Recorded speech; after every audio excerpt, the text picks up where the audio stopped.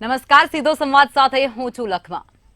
ગુજરાતમાં લોકસભાની ચૂંટણી પહેલા રાજકારણ ગરમાઈ ચૂક્યું છે। કોંગ્રેસ અને આપમાં ખળભળાટ મચ્યો હોય તેવી પરિસ્થિતિ સર્જાય છે।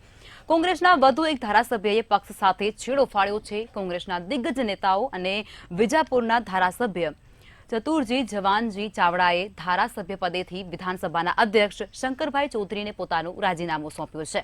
તો તેમના વિશે થોડી માહિતી મેળવી લઈએ અને ત્યારબાદ આપણે ચર્ચાની શરૂઆત કરીશું। તો સીજે ચાવડા એ ગુજરાતના કોંગ્રેસ પ્રદેશ કમિટીના અધ્યક્ષ તરીકે પદભાર સંભાળ્યો હતો અને બાદમાં કોંગ્રેસના પક્ષમાં ગાંધીનગરના નેતા તરીકે પણ તેઓ કાર્યરત હતા। આ અગાઉ 2017માં ગાંધીનગર ઉત્તર બેઠક પર ધારાસભ્ય તરીકે પણ રહી ચૂક્યા છે। સાથે જ વર્ષ 2022માં વિજાપુર બેઠકમાં ભાજપના નેતા રમણ પટેલને હરાવી અને કોંગ્રેસના ધારાસભ્ય તરીકે તેઓ ચૂંટાયા હતા। અને એટલું જ નહીં, વર્ષ 2019ની લોકસભા ચૂંટણીમાં તેઓ ગાંધીનગર બેઠક પરથી ગૃહમંત્રી અમિત શાહ સામે પણ ચૂંટણી લડ્યા હતા। જો કે ત્યાં તેમને હારનો સામનો કરવો પડ્યો હતો। તેમજ હાલમાં કોંગ્રેસના દંડક તરીકે વિધાનસભા ગૃહમાં કાર્યરત હતા। ત્યારે અચાનક જ રાજીનામું આપવાના કારણે અનેક વિચાર વિમર્શ અને કારણો પણ રજૂ કરાઈ રહ્યા છે। તો આવા ઘણા સવાલો સાથે કરીશું આજનો સીધો સંવાદ।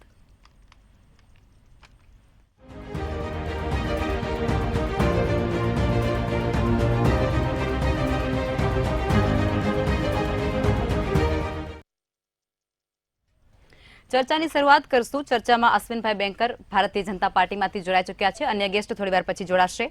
તો અશ્વિનભાઈ, આપ જણાવો કે લોકસભાની ચૂંટણીઓ નજીક આવી રહી છે અને હવે કોંગ્રેસ અને આપમાં ભંગાણ પડી રહ્યું છે। પરિસ્થિતિને તમે કઈ રીતે જોઈ રહ્યા છો? પરિસ્થિતિ અત્યારે એક વૈચારિક ભૂમિકા સ્પષ્ટ કરવાની હું જોઈ રહ્યો છું। વૈચાર એટલે કેવો? દેશમાં ભારતીય જનતા પાર્ટીનો વિચાર એટલે કે એક રામ મંદિરથી લઈ અને રાષ્ટ્રવાદી વિચારધારા અને એના માટેના મજબૂત પગલાં ભરી અને સરકાર આગળ આવીને પ્રજાનો ઈચ્છા છે તે ઈચ્છા પૂર્ણ કરી રહી છે। આ એક વિચાર। એની સામે કોંગ્રેસનો વિચાર, જે જૂની કોંગ્રેસ હતી એની વાત નથી કરતો, અત્યારની કોંગ્રેસ, એનો વિચાર ઠાલા વચનો, ક્રિટિસાઇઝમ અને ભ્રષ્ટાચાર, આ બંનેની અંદર વિચારણા કરવાની બાબતમાં આજે જે આદરણીય નરેન્દ્રભાઈ મોદી સાહેબના નેતૃત્વમાં વિકાસ થયો છે ને હવે રામ મંદિર બન્યું છે, અને રામ મંદિર જેવા પ્રસંગે પણ કોંગ્રેસ એનું સ્ટેન્ડ નક્કી ના કરી શકી। એના કારણે અનેક કોંગ્રેસના આગેવાનો ગુંગળાયા અને એવી પરિસ્થિતિ થઈ કે આપણે સીજે ચાવડા સાહેબના શબ્દોમાં કહીએ તો તેઓ એમના વડીલોને તો કહી શકતા નથી, પણ અંદર અંદર પણ એટલું એમને ગુંગળામણ અનુભવવી પડી, જેના કારણે આજે રાજીનામું તેમણે આપ્યું છે। એટલે કે એમનું મન નથી માનતું, એમણે તો રામ મંદિરે જવું જ છે, પરંતુ કેન્દ્રમાં બેઠેલા લોકો એ કદાચ ક્યાંક ને ક્યાંક એમની નીતિના કારણે રોકે છે, એ તેમને સહન થતું નથી। આવા અનેકવિધ નિર્ણયો કોંગ્રેસ કરી રહી છે, એના કારણે કોંગ્રેસમાંથી રાજીનામું આપીને અત્યારે પોતાની એક દિશા સ્પષ્ટ કરે, સમાજમાં એમનું પ્રતિષ્ઠાનું સ્થાન બની રહે એવો પ્રયાસ, એટલે સીજે ચાવડા સાહેબનું રાજીનામું। જી ચોક્કસથી। આ રાજીનામું આપ્યા બાદ તેમના દ્વારા એવું કહેવામાં આવ્યું છે કે વડાપ્રધાન નરેન્દ્ર મોદી અને અમિત શાહ છે તે રાષ્ટ્ર કલ્યાણ માટે ખૂબ સારા કામ કરી રહ્યા છે અને તેઓ આ કામમાં જોડાવા ખાતર થઈ અને રાજીનામું આપે છે, પરંતુ તેઓ ઘણા લાંબા સમયથી કોંગ્રેસ સાથે રહી ચૂક્યા છે ને એમને અચાનક આવી બધી વસ્તુની કેમ ખબર પડે છે કે વડાપ્રધાન રાષ્ટ્ર કલ્યાણનું કામ કરી રહ્યા છે, તો મારે એમને સમર્થન આપવું જોઈએ અને મારે કોંગ્રેસમાંથી રાજીનામું આપી દેવું જોઈએ? લખભગ છેલ્લું મેં ઇન્ટરવ્યુ જોયું, આ તમે કહ્યું એ ઇન્ટરવ્યુ કદાચ મેં જોયું નથી। છેલ્લા એમના ઇન્ટરવ્યુની અંદર વાત એવી હતી કે અત્યારે એમને ક્વેશ્ચન એમ કરવામાં આવે કે હું ભાજપમાં જોડાયો નથી, કોંગ્રેસમાંથી રાજીનામું આપ્યું છે, અને કોંગ્રેસમાંથી કેમ રાજીનામું આપ્યું એનું કારણ બતાવ્યું છે। કદાચ એમણે આપણે કહ્યું એમ એમનું સ્ટેટમેન્ટ કર્યું હોય આદરણીય નરેન્દ્ર મોદી સાહેબ માટે કે અમિતભાઈ શાહ સાહેબ માટે, તો એ તો સાચી જ વાત છે કે મજબૂતાઈથી 370ની કલમ કઢાવનાર, એ લોહ પુરુષનું જેવું કામ કરનાર આદરણીય અમિતભાઈ શાહ સાહેબ અને નરેન્દ્રભાઈ મોદી સાહેબ, એમણે આ કાર્યો કર્યા જ છે। એટલે એનાથી પણ વિકાસને જ્યારે આગળ એની કૂચ થતી હોય ત્યારે એમનું ભવિષ્ય એમને ત્યાં દેખાતું હોય, એ સ્થિતિમાં એમણે અમિતભાઈ શાહ સાહેબ અને આદરણીય નરેન્દ્રભાઈ મોદી સાહેબના વખાણ કર્યા હોય તો આખો દેશ કરે છે, વિશ્વ કરે છે, એમાં ખોટું નથી. પણ એમને અચાનક આ બધી વસ્તુ યાદ આવતી હોય છે, એટલા માટે મારે તમને આ સવાલ પૂછવો પડ્યો હતો. ખેર, ચર્ચામાં આપણી સાથે આગળ કિરીટભાઈ ત્રિવેદી પણ જોડાઈ ચૂક્યા છે, જેઓ વરિષ્ઠ પત્રકાર છે. કિરીટ સર, આપ જણાવો કે અત્યારે સીજે ચાવડા દ્વારા રાજીનામું આપવામાં આવી ચૂક્યું છે, બરોબર, પરંતુ આવનારા સમયમાં આપ અને કોંગ્રેસના હજુ પણ ધારાસભ્ય ખરી પડે, ધારાસભ્ય રાજીનામા આપે તેવી શક્યતાઓ સેવાઈ રહી છે. તમને શું લાગે છે, પરિસ્થિતિ કેવી થશે આગળની? આગળની પરિસ્થિતિ તો આવનારો સમય જ બતાવશે બેન, પરંતુ ચોક્કસપણે એવું કહી શકાય કે કોંગ્રેસની અંદર કશે ને કશે કોઈ મોટી ભાંજગડ ચાલી રહી છે. સંગઠનના મામલેથી લઈ અને જે પોલિટિકલ અત્યારે કોંગ્રેસનું વાતાવરણ છે ગુજરાતની અંદર લગભગ નેસ્તનાબૂદ થઈ ગઈ છે કોંગ્રેસ, એવું કહી શકાય.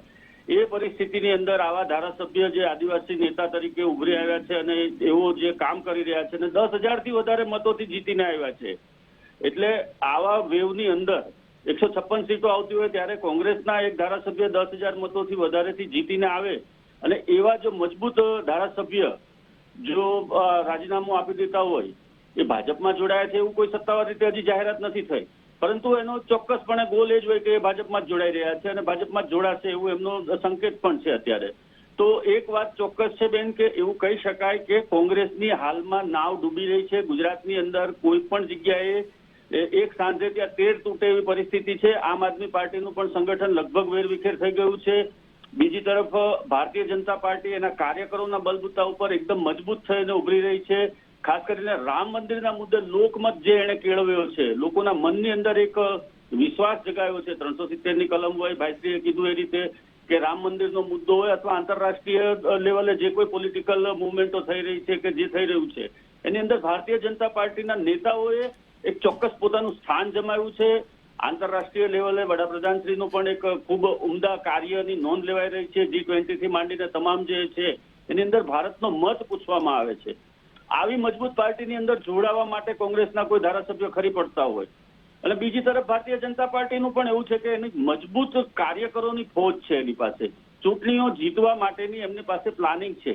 2050 સુધીનું પ્લાનિંગ કરીને એ લોકો અત્યારથી ચાલી રહ્યા છે. કોંગ્રેસના કોઈ ઠેકાણા નથી, ત્યારે આવા નેતાઓ જતા રહે તો એ કોંગ્રેસને 100% રાજ્યમાંથી વધારે પડતી દુર્બળ કરશે અને વધારે ક્ષીણ કરશે કોંગ્રેસને. કોઈ જગ્યાએ એ લોકો સત્તા ઉપર નથી. નગરપાલિકાઓમાં, મહાનગરપાલિકાઓમાં કોઈ જૂથ જગ્યાએ કોઈ જગ્યાએ હોય તો ઠીક છે, બાકી કોઈ જગ્યાએ લોકો પાવરમાં નથી. પાવરમાં આવવા માટેની એમની વૃત્તિ પણ નથી. એમના કાર્યકરોમાં પણ એવો ઉત્સાહ દેખાતો નથી. ઉત્સાહનો સંચાર કરી શકે એવા નેતાઓ નથી. શક્તિસિંહજી આવ્યા, બહુ સારી વાત છે. શક્તિસિંહજીએ પ્રાણ ફૂંકવાનું કામ કર્યું છે. શક્તિસિંહજી આગળ કોંગ્રેસને લઈ જવા માંગે છે. ખૂબ સારા નેતા છે, મજબૂત નેતા છે, પરંતુ એમની પાછળ જે ફોજ હોવી જોઈએ, કાર્યકરોની અને નેતાઓની જે ટીમ હોવી જોઈએ, એ બનાવવામાં, એ બિલ્ટઅપ કરવામાં કશે ને કશે કોંગ્રેસ થાપ ખાઈ રહી છે. કોઈ જગ્યાએ મતદારોના મન કળવામાં એ લોકો કાચા પડી રહ્યા છે. ભારતીય જનતા પાર્ટીના ઉમેદવારો અથવા તો એના કાર્યકરોનો સ્પષ્ટ મત છે. એ લોકોની પાસે બધું એનું ચિત્ર ક્લિયર છે કે કઈ રીતે આગળ વધવાનું છે, કઈ રીતે કામ કરવાનું છે. આ લોકોની પાસે કોઈ વિઝન નથી, કોઈ દ્રષ્ટિ નથી કે આગામી દિવસોમાં સત્તા કેવી રીતે મેળવવી, કઈ રીતે સત્તા માટે લોકોની વચ્ચે જવું, લોકોના પ્રશ્નો ઉઠાવવા. આટલી મોટી બરોડાની ઘટના બની છતાં તમે જુઓ કે પોલિટિકલી આ મુદ્દાને લઈને ખૂબ મોટું જનમત કેળવી શકાય એવી વસ્તુ છે. આવા તો અનેક મુદ્દાઓ છે. એની અંદર કોંગ્રેસ કશે ને કશે કાચી પડે છે. કોંગ્રેસના કાર્યકરો કાચા પડે છે. એ લોકોમાં ઉત્સાહ જગાવવા માટે એક નેતા જોઈએ. લોકોને રોડ પર ઉતરવું જોઈએ. આ બાબતો લઈને કેટલી બધી વહીવટી બાબતો છે, એની બાબતની અંદર પણ ઘણું બધું થઈ શકે એમ છે, વિરોધ થઈ શકે એમ છે અને સારા દ્રષ્ટિકોણથી વિરોધ થઈ શકે. વિરોધ કરવો એટલે માત્ર વ્યક્તિગત વિરોધ કરવો કે કોઈ નેતા આમ છે, કોઈ નેતા તેમ છે, કોઈ હિન્દુ મુસ્લિમ કરાવે છે, એવા મુદ્દાઓ નહીં, પરંતુ લોકહિતના કાર્યોમાં આગળ આવો. તમે લોકહિતના કાર્યોને લઈને આગળ આવો અને એની અંદર તમે પોતાને પ્રજાની અંદર એક મત ઉભો કરો, વર્ચસ્વ જમાવો તમારું. તમે લોકોની વચ્ચે જઈ અને એના પ્રશ્નો ઉઠાવો, તો કશે ને કશે કોંગ્રેસ મજબૂત બની શકશે. બાકી આવા રાજીનામાઓ તો પડતા જ રહેવાના અને 2024ની ચૂંટણીઓ જાહેર થાય ત્યાં સુધીમાં હજુ વધારે કોંગ્રેસની અંદર ભંગાણ થશે. આમ આદમી પાર્ટીની અંદર પણ ભંગાણ. મજબૂત ભારતીય જનતા પાર્ટીના શરણે આવ્યા વગર આ નેતાઓ જેમને પોતાની સત્તા ટકાવી રાખવી છે અથવા પાવરમાં રહેવું છે, એને માટે કોઈ બીજો કોઈ વિકલ્પ જ નથી. હાલના સંજોગોમાં દેશનો રાજકારણ એવું કહી રહ્યું છે, રાજ્યની અંદર તો કોઈ સવાલ જ નથી કે 27 વર્ષથી ભારતીય જનતા પાર્ટી શાસન ઉપર છે. અને કોંગ્રેસના નેતાઓ એના ગઢની ખીલ્લી પણ એક કાંગરો પણ ખેરવી શક્યા નથી. નથી ખેરવી શક્યા. બિલકુલ. કિરીટભાઈ, જે પ્રમાણે આપ કહી રહ્યા છો ને, કિરીટ સર, જે પ્રમાણે આપ કહી રહ્યા છો તેવું એવું લાગી રહ્યું છે કે કોંગ્રેસમાં અત્યારે સંગઠનનો ખૂબ જ અભાવ છે, નેતૃત્વનો અભાવ છે, પ્લાનિંગનો અભાવ છે. અશ્વિનભાઈ, આપ જણાવો કે વિપક્ષ અને કોંગ્રેસ દ્વારા અત્યારે એવો દાવો કરવામાં આવી રહ્યો છે કે આજે હરણી કાંડ થયું છે તેના તરફથી લોકોનું ધ્યાન હટાવવા માટે ફક્ત 24 કલાકની અંદર આ રાજીનામું અપાવવાનું એક કાવતરું ભાજપ દ્વારા ઘડવામાં આવ્યું છે. આવો એક મોટો આક્ષેપ થઈ રહ્યો છે. શું જવાબ આપશો? જો આજ પરિપક્વતાની નેતાની શું પરિપક્વતા હોય ને શું નિવેદન કરવું એ બતાવે છે.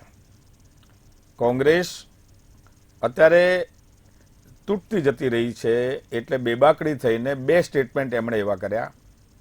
હરણીના મુદ્દા ઉપર તેમણે એવું કહ્યું કે કમિશનર મેયર એમની ઉપર હત્યાનો આરોપ લગાવી હત્યા માટેની એમની પર કાર્યવાહી કરવામાં આવે. જો એમણે કઈ પ્રકારે આજે આંસુ લૂછવાના હોય, બાળકોના આટલા ગમખ્વાર ગોઝારા બનાવની અંદર આપણે સૌ રોઈએ છે, કારણ કે એક ફૂલ જેવા બાળકો એ હુમાઈ ગયા પાણીમાં અને એમને સંવેદના આપવાની છે, ત્યારે રાજકીય રોટલો કરવા શેકવાની જે કોશિશ છે પ્રજાને નથી ગમતી. એ જ રીતે અત્યારે સીજે ચાવડાજીએ કહ્યું કે કોંગ્રેસ એવા મુદ્દામાં અમને આદેશ કરે છે જે અમે માની ના શકીએ. અને વાત સાચી છે કે રામ મંદિરના આમંત્રણનો અસ્વીકાર કરવો એ કોઈને ગળે નથી ઉતરતું. તમારે જવું નહોતું તો તમે આમંત્રણ લઈ અને ચૂપ રહ્યા હોત. પાછળથી તો યુટર્ન થયો જ છે, અનેક કોંગ્રેસ આગેવાનો ગયા છે. ત્યારે સીજે ચાવડા સાહેબ જેવાને લાગે છે કે ના, આ અમને હવે અહીંયા કોઈ સારું કાર્ય કરવાની અવસર નથી. અને પછી તમે એમ કહો છો કે આ 24 કલાકમાં જ સીજે ચાવડા સાહેબનું રાજીનામું શું અમે અપાયું છે? કોંગ્રેસથી ત્રાસીને તેઓ ગયા છે. આ તમે આત્મમંથન નથી કરતા માટે કોંગ્રેસ અત્યારે નેસ્તનાબૂદ થવાને આણી પર છે, એનું નાવ ડૂબતું જાય છે. થોડું રોકીશ, કારણ કે એવી ચર્ચાઓએ પણ જોર પકડ્યું છે કે ભાજપમાંથી ટિકિટની કમિટમેન્ટ મળ્યા બાદ તેઓએ રાજીનામું સોંપ્યું છે. જો આ અંદરની વાતો છે, આપણે એમાં કંઈ એક વાત ચોક્કસ છે, તેમણે સ્પષ્ટ કહ્યું કે હજુ હું ભારતીય જનતા પાર્ટીમાં જોડાયો નથી, કોંગ્રેસમાં નથી. કોંગ્રેસમાં હતો ત્યાં સુધી પણ હું બોલી નહોતો શકતો. ત્યારે તેમને બહુ સ્પષ્ટતાપૂર્વક કહ્યું છે કે આજે મેં રાજીનામું આપ્યું છે, ભાજપમાં જોડાયો નથી. અમુક મુદ્દાઓનો તેમણે જવાબ નથી આપ્યો, પરંતુ ભારતીય જનતા પાર્ટી એક વિશાળ સાગર છે.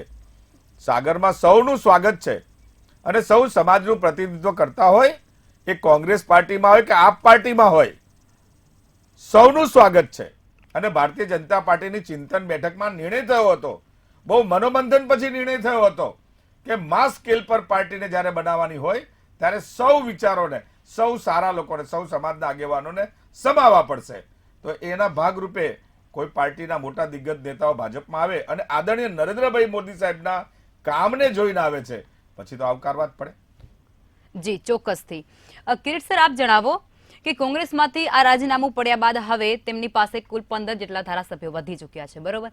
તો અત્યારે જે વિપક્ષ તરીકેની કોંગ્રેસની આ પરિસ્થિતિ છે તેને તમે કઈ રીતે જોઈ રહ્યા છો? એ લોકો 80-85 હતા તો પણ વિપક્ષ તરીકે નિષ્ફળ ગયા છે. વિપક્ષ, સારા વિપક્ષ, તંદુરસ્ત વિપક્ષ તરીકે એ લોકો નિષ્ફળ ગયા છે. કશે ને કશે કોંગ્રેસની જે વિધાનસભાની નેતાગીરી છે એ લોકો પાસે કોઈ વિઝન નથી. ફર્સ્ટ ક્લાસ પ્રજાની થર્ડ ક્લાસ નેતાગીરી કરી રહ્યા છે કોંગ્રેસના નેતાઓ. એટલા માટે આ દિવસો જોવાના એમને વારા આવ્યા છે. પ્રજાને 10 વર્ષ 20 વર્ષનું પ્લાનિંગ હોવું જોઈએ. પ્રજાની આગળ તમે જાઓ ત્યારે તમારી પાસે પ્લાનિંગ હોવું જોઈએ.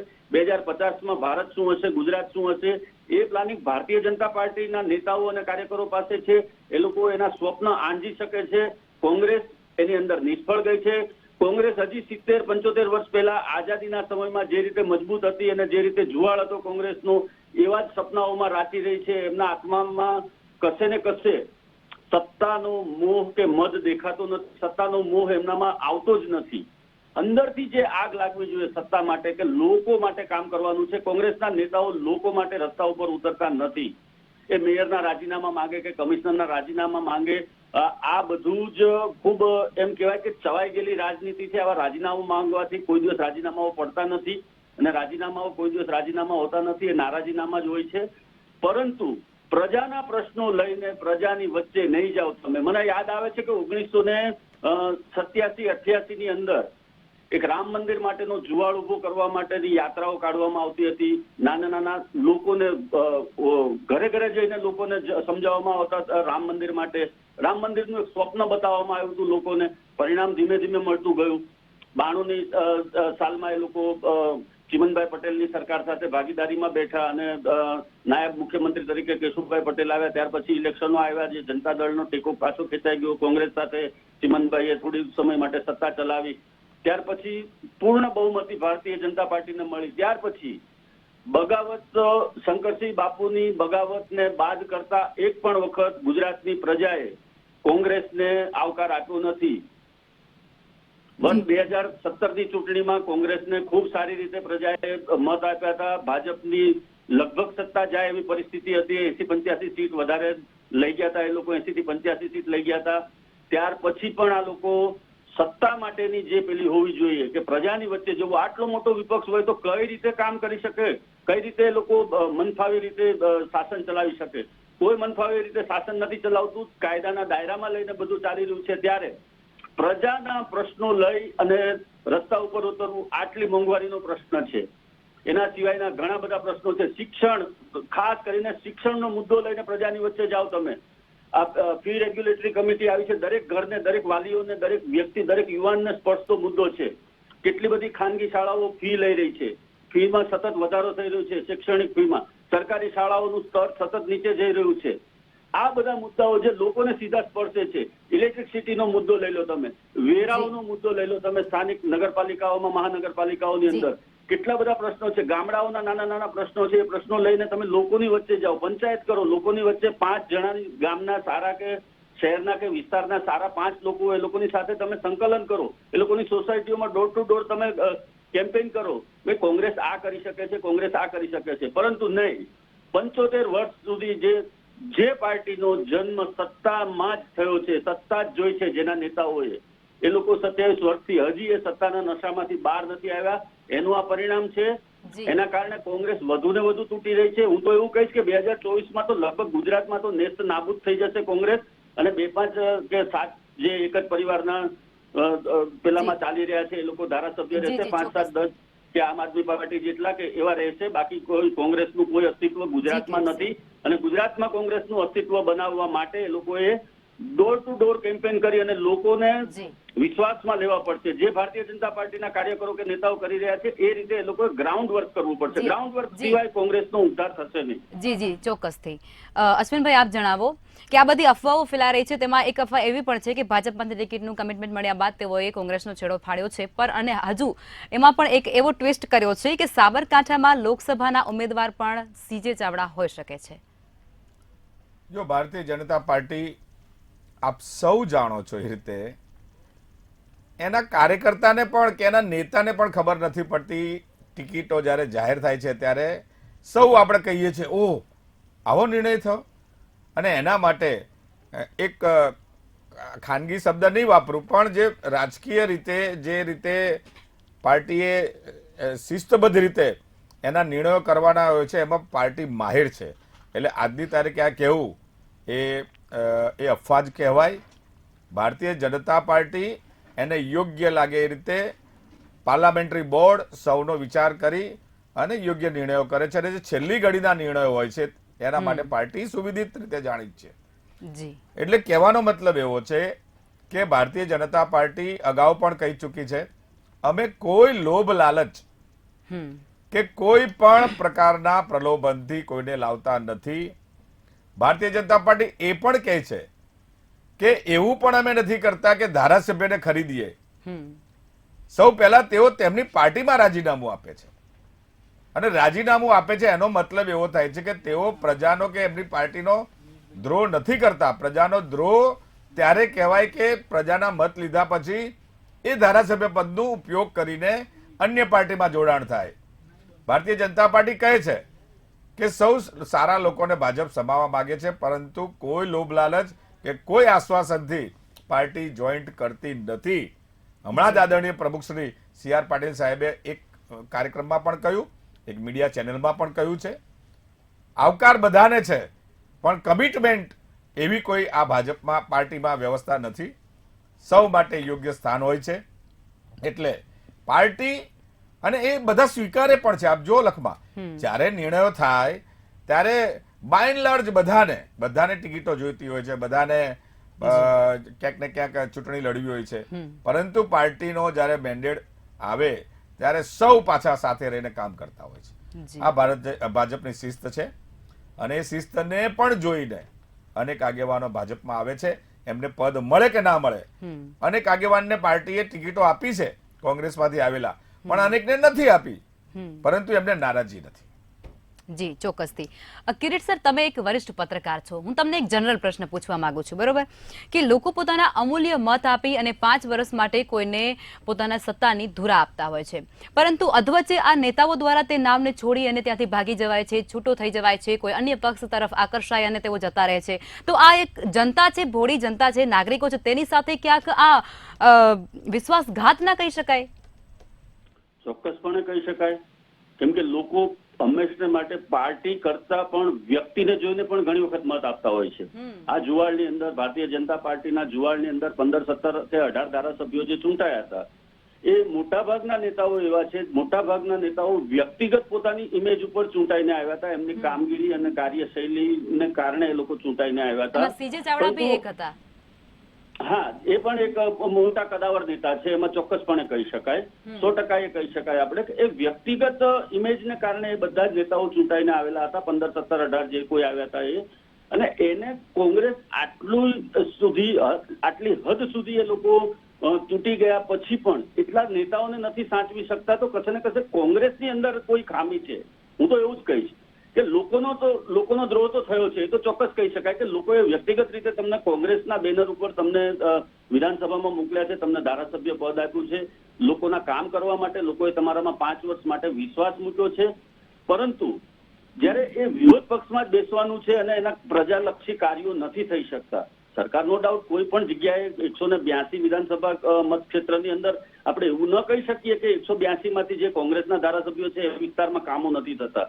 ત્યાં રોડ રસ્તાના કામો થાય છે, લોકોની જન સુવિધાના કામો પણ થાય છે, લોકોને બધાને સાથે રાખીને કોઈ જગ્યાએ જાતપાતના ભેદભાવ વગર કામો થાય છે, એ આપણે ચોક્કસપણે કહી શકીએ. પ્રજાના દ્રોહની વાત જે છે એ વ્યક્તિગત રીતે મતદારોનો વિશ્વાસ તોડ્યો છે એવું ચોક્કસ કહી શકાય, એવું હું માનું છું. પરંતુ એનાથી કોઈ બીજો મોટો ફરક નથી પડતો.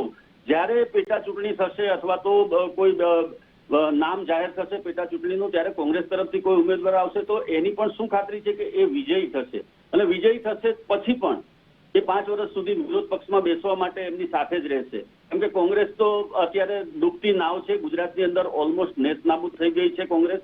ત્યારે આવી પરિસ્થિતિની અંદર નેતાઓ પોતાના રાજકીય ભવિષ્ય માટે થઈને આવા નિર્ણયો લેતા હોય તો વ્યક્તિગત એમનો નિર્ણય છે. એ લોકો કોઈની સાથે જોડાય છે, નથી જોડાતા, એ પણ એમનો વ્યક્તિગત નિર્ણય હોય છે. ચોક્કસપણે એવું કહી શકાય કે ભારતીય જનતા પાર્ટી અત્યારે દેશ લેવલે સૌથી મોટી પાર્ટી છે. એના નેતાઓ વિઝનરી છે, એમના કાર્યકરો બધા ઉત્સાહી છે. દરેક જગ્યાએ તમે જુઓ તો ભારતીય જનતા પાર્ટી માટે તો હું એવું કહીશ કે પોલિટ બ્યુરોમાંથી જેવી રીતે સામ્યવાદીઓને એક આદેશ આવે અને બધા એક છત્રી નીચે આવી જતા હતા, એ જ રીતે ભાજપના કાર્યકરો તન મન ધનથી તમામ રીતે એક છત્ર નીચે આવી અને ચૂંટણી લડે છે. બૂથ લેવલ સુધીનું એ લોકોનું માઇક્રો લેવલનું પ્લાનિંગ હોય છે. એટલા માટે એ લોકો વિજયી થાય છે. એ લોકોને ખબર છે કે કઈ જગ્યાએ કયા ઉમેદવારની સામે કયો ઉમેદવાર ઉભો રાખવો, અને એ મતને ક્રોસ કરીને તોડવા માટે એન્ટી ઇન્કમ્બન્સીનો જે હાવ હોય છે અથવા જે ડર હોય છે 5-7% વોટને ટ્વિસ્ટ કરવા માટે ત્રીજા કોઈ ઉમેદવારને કઈ રીતે ઉભો કરવો, એને કઈ રીતે મેદાનમાં ઉતારવું, એ પણ એમની પાસે કાબેલિયત છે, એ પણ એમની આવડત છે. રાજકીય કુનેહ કહેવાય આને, રાજકીય કુનેહ છે. તો બધી જ રીતે આપણે કિરીટ સર, હું થોડું ઉમેરવા માંગીશ કે તેમના દ્વારા એવું પણ કહેવાયું છે કે કોંગ્રેસના સલાહકારો જે નિવેદનો આપી રહ્યા છે તેનાથી રાષ્ટ્રને નુકસાન પહોંચી રહ્યું છે અને તેના કારણે હું પાર્ટી છોડી અને જવા માંગુ છું. તેમને સડનલી કેમ આવો વિચાર આવે છે? સડનલી નહીં, એ લોકોની નેતાઓના તમે નિવેદનો જુઓ. એને એમના કોંગ્રેસના પ્રમુખ મલ્લિકાર્જુન ખડગે આંધ્રપ્રદેશની ચૂંટણી વખતે માનનીય વડાપ્રધાન શ્રી નરેન્દ્ર મોદીને કાળો નાગ કહે છે. અરે ભાઈ, આ દેશના વડાપ્રધાન છે, દેશના 125 કરોડ લોકોએ એમને ચૂંટીને મોકલ્યા છે, એને કાળો નાગ તમે ન કહી શકો. બંધારણીય રીતે પણ આવા શબ્દ ન વાપરી શકાય. રાહુલ ગાંધીજીએ પણ એવા સબ મોદી ક્યું ચોર હોતે હે એવા નિવેદનો આપ્યા છે. બોલવા માટે પણ કોંગ્રેસના નેતાઓએ ટ્યુશન લેવું પડે એવી પરિસ્થિતિ છે. અને એ લોકો જે રીતે વિરોધ કરી રહ્યા છે, વ્યક્તિનો વિરોધ કરી રહ્યા છે, એટલે લોકો પછડાટ ખાય છે. આટલું સામાન્ય જ્ઞાન એ લોકોને કોઈ આપવા વાળું નથી. હું નો ડાઉટ 100% માનું છું કે શક્તિસિંહ ગોહિલ જેવા નેતા છે, એમની પાસે એમનો સંપૂર્ણપણે એમની કુનેહનો ઉપયોગ કરવો જોઈએ. શક્તિસિંહજી બહુ મોટા ગજાના નેતા છે અને કદાચ હું તો એવું કહું કે મુખ્યમંત્રી પદના લાયક અને દાવેદાર ઉમેદવાર છે કોંગ્રેસની અંદર. એટલા વિઝનરી નેતા છે શક્તિસિંહ ગોહિલ. સમયનો અભાવ છે એટલે રોકવા માંગીશ. કિરીટ સર અને અશ્વિનભાઈ અમારી સાથે ચર્ચામાં જોડાયા તે બદલ ધન્યવાદ. લોકસભા 2024ની ચૂંટણી હવે નજીક છે ત્યારે ગુજરાતના રાજકારણમાં ખળભળાટ મચી ચૂક્યો છે. કોંગ્રેસ અને આપમાં ભંગાણ પડી રહ્યા છે ત્યારે કોંગ્રેસના દિગ્ગજ નેતાએ કોંગ્રેસ સાથે છેડો ફાડ્યો છે. કોંગ્રેસના ધારાસભ્યે રાજીનામું આપ્યા બાદ હવે વિધાનસભામાં 15 જેટલા જ ધારાસભ્યો કોંગ્રેસના અત્યારે રહ્યા છે. ત્યારે સૂત્રો દ્વારા માહિતી મળી રહી છે કે આ રાજીનામાનો દોર હજુ પણ ચાલશે અને તેમાં કોને કોને ફટકો લાગે તે જોવાનું રહેશે. પણ હા, સીજે ચાવડાનું સાબરકાંઠાના લોકસભાના ઉમેદવાર માટે નામ ચર્ચાઈ રહ્યું છે તેવું પણ સૂત્રો દ્વારા માહિતી મળી રહી છે. તો આ સાથે જ ચર્ચાને સમાપ્ત કરીશું. નમસ્કાર.